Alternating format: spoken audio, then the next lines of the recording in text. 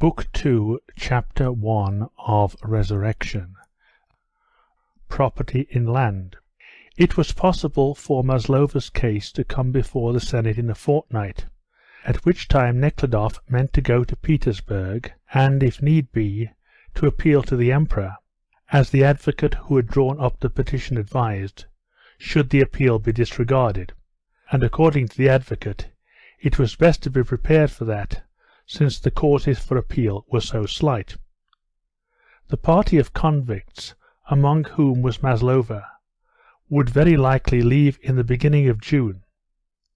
In order to be able to follow her to Siberia, as Nekhludoff was firmly resolved to do, he was now obliged to visit his estates and settle matters there.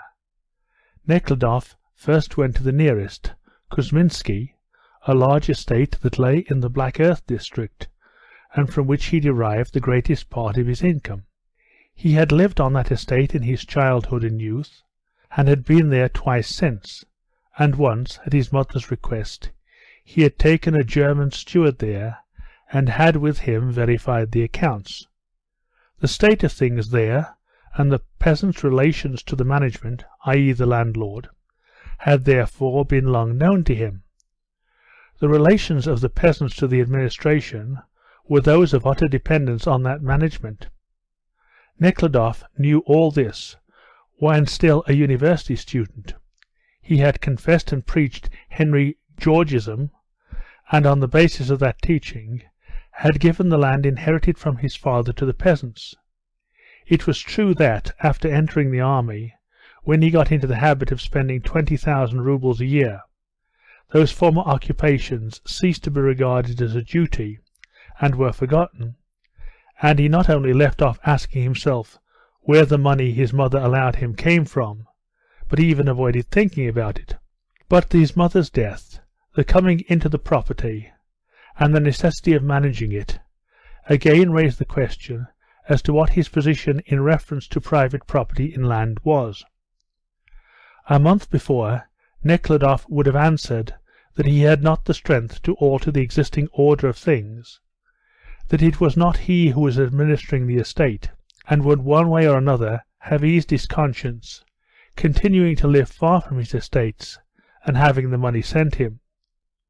But now he decided that he could not leave things to go on as they were, but would have to alter them in a way unprofitable to himself, even though he had all these complicated and difficult relations with the prison world, which made money necessary, as well as a probable journey to Siberia before him. Therefore he decided not to farm the land, but to let it to the peasants at a low rent, to enable them to cultivate it without depending on a landlord. More than once, when comparing the position of a landowner with that of an owner of serfs, Nekhludoff had compared the renting of land to the peasants, instead of cultivating it with hired labour, to the old system by which serf proprietors used to exact a money payment from their serfs in place of labour. It was not a solution of the problem, and yet a step towards a solution. It was a movement towards a less rude form of slavery, and it was in this way he meant to act. Nekhludoff reached Kuzminsky about noon. Trying to simplify his life in every way, he did not telegraph, but hired a cart and pair at the station. The driver was a young fellow in a nankeen coat, with a belt below his long waist. He was glad to talk to the gentleman, especially because, while they were talking, his broken-winded white horse and the emaciated spavined one could go at a foot-pace, which they always liked to do. The driver spoke about the steward at Kuzminsky, without knowing that he was driving the master. Nekhludoff had purposely not told him who he was. "That ostentatious German," said the driver, who had been to town and read novels, as he sat sideways on the box, passing his hand from the top to the bottom of his long whip, and trying to show off his accomplishments. "That ostentatious German has procured 3 light bays, and when he drives out with his lady, oh my! At Christmas he had a Christmas tree in the big house. I drove some of the visitors there. It had electric lights. You could not see the like of it in the whole of the government. What's it to him? He has cribbed a heap of money. I heard say he has bought an estate." Nekhludoff had imagined that he was quite indifferent to the way the steward managed his estate, and what advantages the steward derived from it. The words of the long-waisted driver, however, were not pleasant to hear. A dark cloud now and then covered the sun. The larks were soaring above the fields of winter corn. The forests were already covered with fresh young green. The meadows speckled with grazing cattle and horses. The fields were being ploughed, and Nekhludoff enjoyed the lovely day. But every now and then he had an unpleasant feeling, and, when he asked himself what it was caused by, he remembered what the driver had told him about the way the German was managing Kuzminsky. When he got to his estate and set to work, this unpleasant feeling vanished. Looking over the books in the office, and a talk with the foreman, who naively pointed out the advantages to be derived from the fact that the peasants had very little land of their own, and that it lay in the midst of the landlord's fields, made Nekhludoff more than ever determined to leave off farming and to let his land to the peasants. From the office books and his talk with the foreman, Nekhludoff found that 2/3 of the best of the cultivated land was still being tilled with improved machinery by labourers receiving fixed wages, while the other third was tilled by the peasants at the rate of 5 roubles per desiatan, about 2 3/4 acres, so that the peasants had to plough each desiatan 3 times, harrow it 3 times, sow and mow the corn, make it into sheaves, and deliver it on the threshing ground for 5 roubles, while the same amount of work done by wage labour came to at least 10 roubles. Everything the peasants got from the office they paid for in labour at a very high price. They paid in labour for the use of the meadows, for wood, for potato stalks, and were nearly all of them in debt to the office. Thus, for the land that lay beyond the cultivated fields, which the peasants hired, 4 times the price that its value would bring in if invested at 5% was taken from the peasants. Nekhludoff had known all this before, but he now saw it in a new light, and wondered how he and the others in his position could help seeing how abnormal such conditions are. The steward's arguments that if the land were let to the peasants, the agricultural implements would fetch next to nothing, as it would be impossible to get even a quarter of their value for them, and that the peasants would spoil the land, and how great a loser Nekhludoff would be, only strengthened Nekhludoff in the opinion that he was doing a good action in letting the land to the peasants, and thus depriving himself of a large part of his income. He decided to settle this business now, at once, while he was there. The reaping and selling of the corn he left for the steward to manage in due season, and also the selling of the agricultural implements and useless buildings. But he asked his steward to call the peasants of the 3 neighbouring villages that lay in the midst of his estate, Kuzminsky, to a meeting, at which he would tell them of his intentions and arrange about the price at which they were to rent the land. With a pleasant sense of the firmness he had shown in the face of the steward's arguments, and his readiness to make a sacrifice, Nekhludoff left the office, thinking over the business before him, and strolled round the house, through the neglected flower garden. This year the flowers were planted in front of the steward's house, over the tennis ground, now overgrown with dandelions, and along the lime tree walk, where he used to smoke his cigar, and where he had flirted with the pretty Kerimova, his mother's visitor. Having briefly prepared in his mind the speech he was going to make to the peasants, he again went in to the steward, and after tea, having once more arranged his thoughts, he went into the room prepared for him in the big house, which used to be a spare bedroom. In this clean little room, with pictures of Venice on the walls, and a mirror between the 2 windows, there stood a clean bed with a spring mattress, and by the side of it a small table, with a decanter of water, matches, and an extinguisher. On the table by the looking-glass lay his open portmanteau, with his dressing-case and some books in it, a Russian book, The Investigation of the Laws of Criminality, and a German and an English book on the same subject, which he meant to read while travelling in the country. But it was too late to begin today, and he began preparing to go to bed. An old-fashioned inlaid mahogany armchair stood in the corner of the room, and this chair, which Nekhludoff remembered standing in his mother's bedroom, suddenly raised a perfectly unexpected sensation in his soul. He was suddenly filled with regret at the thought of the house that would tumble to ruin, and the garden that would run wild, and the forest that would be cut down, and all these farmyards, stables, sheds, machines, horses, cows, which he knew had cost so much effort, though not to himself, to acquire and to keep. It had seemed easy to give up all this, but now it was hard, not only to give this, but even to let the land and lose half his income. And at once, a consideration which proved that it was unreasonable to let the land to the peasants, and thus to destroy his property, came to his service. I must not hold property in land.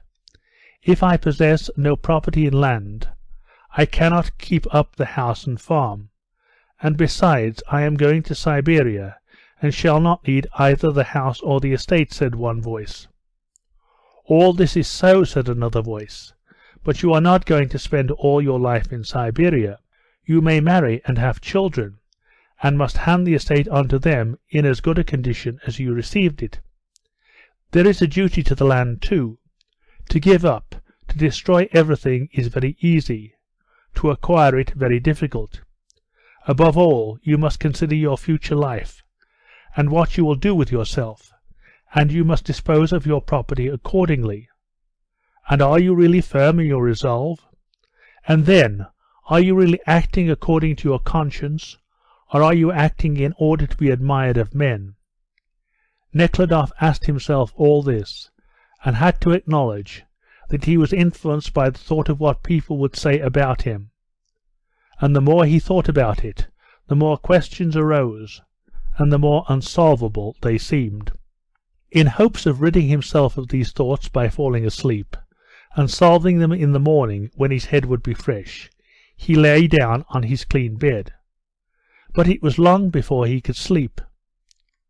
Together with the fresh air and the moonlight, the croaking of the frogs entered the room, mingling with the trills of a couple of nightingales in the park, and one close to the window, in a bush of lilacs in bloom. Listening to the nightingales and the frogs, Nekhludoff remembered the inspector's daughter, and her music, and the inspector. That reminded him of Maslova, and how her lips trembled, like the croaking of the frogs, when she said, "You must just leave it." Then the German steward began going down to the frogs, and had to be held back, but he not only went down, but turned into Maslova, who began reproaching Nekhludoff, saying, "You are a prince, and I am a convict." No, I must not give in, thought Nekhludoff, waking up, and again asking himself, "Is what I am doing right? I do not know, and no matter, no matter. I must only fall asleep now." And he began himself to descend, where he had seen the inspector and Maslova climbing down to, and there it all ended. End of Book 2, Chapter 1. Book 2, Chapter 2 of Resurrection. The next day Nekhludoff awoke at 9 o'clock. The young office clerk who attended on the master brought him his boots, shining as they had never shone before, and some cold, beautifully clear spring water, and informed him that the peasants were already assembling. Nekhludoff jumped out of bed and collected his thoughts. Not a trace of yesterday's regret at giving up and thus destroying his property remained now. He remembered this feeling of regret with surprise.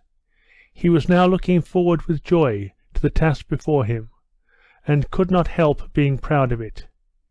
He could see from the window the old tennis ground, overgrown with dandelions, on which the peasants were beginning to assemble. The frogs had not croaked in vain the night before. The day was dull. There was no wind. A soft, warm rain had begun falling in the morning, and hung in drops on leaves, twigs, and grass. Besides the smell of the fresh vegetation, the smell of damp earth, asking for more rain, entered in at the window. While dressing, Nekhludoff several times looked out at the peasants gathered on the tennis ground. One by one they came, took off their hats or caps to one another, and took their places in a circle, leaning on their sticks. The steward, a stout, muscular, strong young man, dressed in a short pea-jacket, with a green stand-up collar, and enormous buttons, came to say that all had assembled, but that they might wait until Nekhludoff had finished his breakfast. Tea and coffee, whichever he pleased, both were ready. "No, I think I had better go and see them at once," said Nekhludoff, with an unexpected feeling of shyness and shame at the thought of the conversation he was going to have with the peasants. He was going to fulfil a wish of the peasants, the fulfilment of which they did not even dare to hope for, to let the land to them at a low price, i.e. to confer a great boon, and yet he felt ashamed of something. When Nekhludoff came up to the peasants, and the fair, the curly, the bald, the grey heads were bared before him, he felt so confused that he could say nothing. The rain continued to come down in small drops that remained on the hair, the beards, and the fluff of the men's rough coats.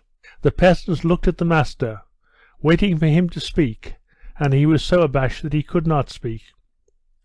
This confused silence was broken by the sedate, self-assured German steward, who considered himself a good judge of the Russian peasant, and who spoke Russian remarkably well. This strong, overfed man, and Nekhludoff himself, presented a striking contrast to the peasants with their thin, wrinkled faces and their shoulder-blades protruding beneath their coarse coats. "Here's the prince wanting to do you a favour, and to let the land to you, only you are not worthy of it," said the steward. "How are we not worthy of it, Vasily Karlovitch? Don't we work for you? We were well satisfied with the deceased lady, God have mercy on her soul, and the young prince will not desert us now." "Our thanks to him," said a red-haired, talkative peasant. "Yes, that's why I've called you together. I should like to let you have all the land, if you wish it." The peasants said nothing, as if they did not understand or did not believe it. "Let's see. Let us have the land. What do you mean?" asked the middle-aged man. "To let it to you, that you might have the use of it, at a low rent." "A very agreeable thing," said an old man. "If only the pay is such as we can afford," said another. "There's no reason why we should not rent the land. We are accustomed to live by tilling the ground. And it's quieter for you too that way. You'll have to do nothing but receive the rent. Only think of all the sin and worry now," several voices were heard saying. "The sin is all on your side," the German remarked. "If only you did your work and were orderly." "That's impossible for the likes of us," said a sharp-nosed old man. "You say, why do you let the horse get into the corn? Just as if I let it in. Why, I was swinging my scythe, or something of the sort, the livelong day, till the day seemed as long as a year, and so I fell asleep while watching the herd of horses at night, and it got into your oats, and now you're skinning me, and you should keep order." "It's easy for you to talk about order, but it's more than our strength will bear," answered a tall, dark, hairy, middle-aged man. "Didn't I tell you to put up a fence?" "You give us the wood to make it of," said a short, plain-looking peasant. "I was going to put up a fence last year, and you put me to feed vermin in prison for 3 months. That was the end of that fence." "What is that he is saying?" asked Nekhludoff, turning to the steward. "Der erste Dieb im Dorf, the greatest thief in the village," answered the steward in German. "He is caught stealing wood from the forest every year." Then, turning to the peasant, he added, "You must learn to respect other people's property." "Why, don't we respect you?" said the old man. "We are obliged to respect you. Why, you could twist us into a rope, we are in your hands." "Eh, my friend, it's impossible to do you. It's you who are ever ready to do us," said the steward. "Do you indeed? Didn't you smash my jaw for me, and I got nothing for it? No good going to law with the rich, it seems. You should keep to the law." A tournament of words was apparently going on without those who took part in it knowing exactly what it was all about, but it was noticeable that there was bitterness on one side, restricted by fear, and on the other a consciousness of importance and power. It was very trying to Nekhludoff to listen to all this, so he returned to the question of arranging the amount and the terms of the rent. "Well then, how about the land? Do you wish to take it, and what price will you pay if I let you have the whole of it?" "The property is yours. It is for you to fix the price." Nekhludoff named the price. Though it was far below that paid in the neighbourhood, the peasants declared it too high, and began bargaining, as is customary among them. Nekhludoff thought his offer would be accepted with pleasure, but no signs of pleasure were visible. One thing only showed Nekhludoff that his offer was a profitable one to the peasants. The question as to who would rent the land, the whole commune or a special society, was put, and a violent dispute arose among those peasants who were in favour of excluding the weak and those not likely to pay the rent regularly, and the peasants who would have to be excluded on that score.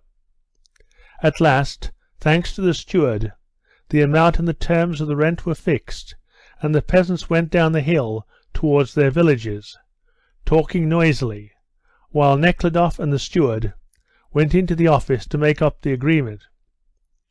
Everything was settled in the way Nekhludoff wished and expected it to be.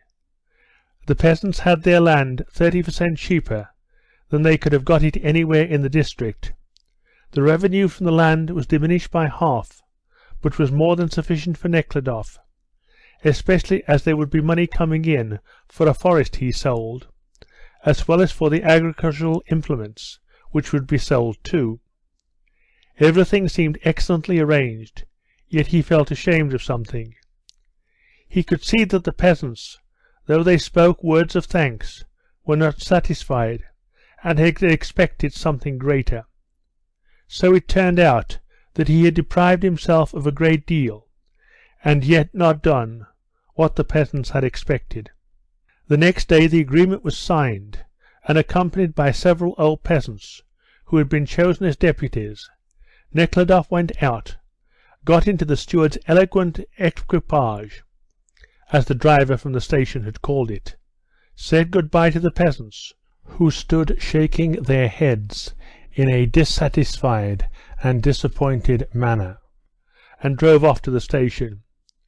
Nekhludoff was dissatisfied with himself, without knowing why, but all the time he felt sad and ashamed of something. End of Book 2, Chapter 2.